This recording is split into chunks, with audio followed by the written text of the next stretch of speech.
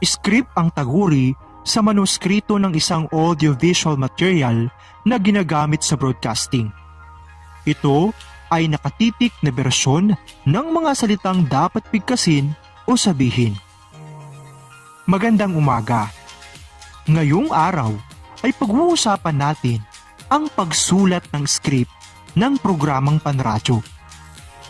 Handa ka na ba? Tara, alamin na natin. Ginagamit ang script sa produksyon ng isang programa. Ito ay naglalaman ng mga mensahe ng programang dapat ipabatid sa mga nakikinig. Napakahalaga nito sapagkat ito ang nagsisilbing gabay sa mga nagaganap, direktor, taga-ayos, musical scorer, editor, at mga teknisyan. Sa broadcasting, ang nilalaman ng komunikasyon na gagamitin sa media tulad ng radyo ay ilalagay muna sa script. Bilang script, ito ay gagamit muna ng print medium. Mula sa pormang ito, ang script ay gagawing pasalita at gagamitan ng mga tunog. Dahil dito, ang script ay isang transition lamang sa pagkikipagkomunikasyon sa pamamagitan ng radyo. Maririnig lamang ng mga tagapakinig sa pamamagitan ng radyo kung ano ang nakasulat sa script. Ang script na panradyo ay batay sa tunog. Sa script ng drama, halimbawa, dapat palaging ipakilala ng manunulat ang mga tauhan sa pamamagitan ng kanilang mga pangalan o katawagan. Ito ay upang bigyang kabatiran ang mga nakikinig kung sino ang mga tauhang nagsasalita. Sa programang panradyo, kailangang sabihin ng mga tauhan ang lahat ng nangyayari sa eksena dahil hindi namin ito nakikita ng nakikinig. Ngayon, pag-usapan natin kung paano sumulat ng script. Unahin natin ang kanyang format. May sinusunod na format ang script na panradyo. Narito ang mga tuntuning dapat ninyong sundin kapag kayo ay susulat ng script na panradyo. Isa-isahin natin. Ang pinakauna ay gumamit ng maliliit na titik sa pagsulat ng dialogo. Ang paggamit ng maliit at malaking titik sa pagsulat ng programang panradyo, lalong-lalo na ang script, ay may kanya-kanyang responsibilidad o may kanya-kanyang trabaho. Pangalawa, isulat sa malalaking titik ang musika, epektong pantunog, at ang emosyonal na reaksyon ng mga tauhan. Bakit kailangan nakasulat ito sa malaking titik? Upang mas madaling makita ng mga tagapagsalita kung anong uri ng musika o pantunog ang gagamitin kapag ito ay ginagawa na. Pangatlo, guhitan ng sound effects at ang music para mas madaling makita ulit kung anong uri ng musika o sound effects ang gagamitin. Hindi lamang ipinapakita ang paggamit ng musika at epektong pantunog, kundi kailangan ding ipakita kung paano gagamitin ang mga ito. Ito naman ay ang pang-apat. Halimbawa, kailangan bang naka-fade under ang musika habang nagsasalita ang tauhan o naka-fade over? Ito yung tinatawag natin na pagbaba at paglakas ng tunog o yung sinasabi nating music or sound effects.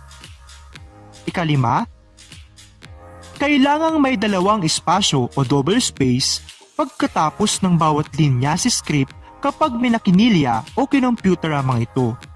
Sa ganitong paraan, mas magiging malinaw ang pagbasa ng tagapagsalita sa kanyang mga script at hindi siya magkakaroon ng pagkakataon na malito o magkamali. Ika-anim, lagyan ng numero ang bawat linya. Bakit kailangang lagyan ng numero ang bawat linya? Para maging madali ang pagwawasto kapag nagre-recording. Ilagay ang numero sa kaliwang bahagi bago ang unang salita ng linya. Ikapito, Ang mga emosyonal na reaksyon o tagubilin ay kailangang isulat sa malalaking titik.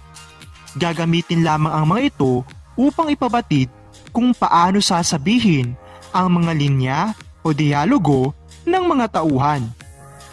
Ilagay ang mga ito sa loob ng parentheses o palaklong at isulat sa malaking titik.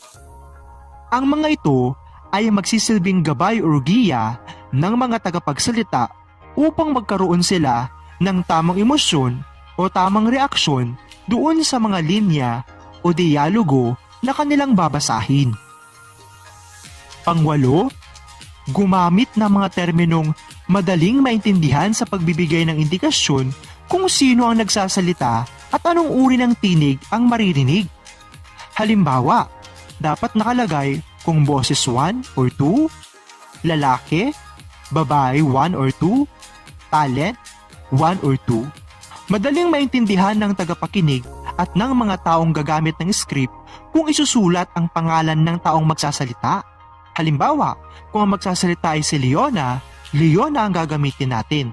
Sosimo, gayon din sa iba't iba pang uri ng karakter. Kailangang maging tiyak ang pangalan o katawagang gagamitin.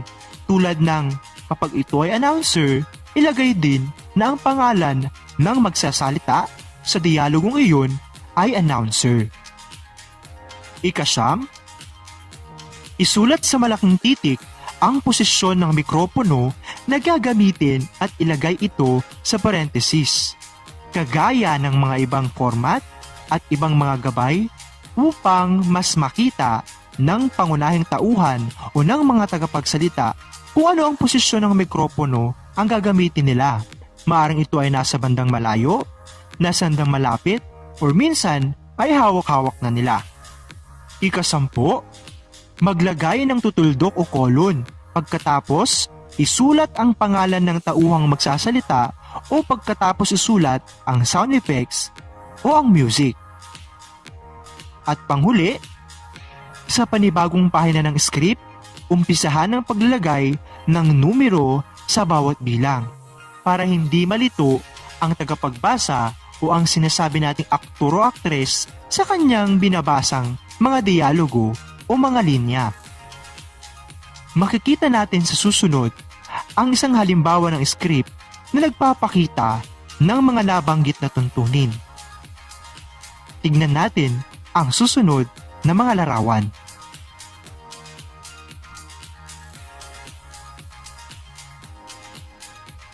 Makikita natin na ang mga ito ay nakasunod sa format na script na tinalakay natin kanina. Kapag ganito ang gagawin mong format ng script, tiyak na magiging mabisa at epektibo ang script ng programang panradyo na gagawin mo. Sa tingin mo, ikaw ay marunong nang gumawa ng script ng isang programang panradyo gamit ang format na pinag-aralan natin ngayon? Kung ganon, magaling. Muli, ang ating tinalakay ay ang pagsulat ng script ng programang panradyo. Maraming salamat sa pakikinig. Paalam!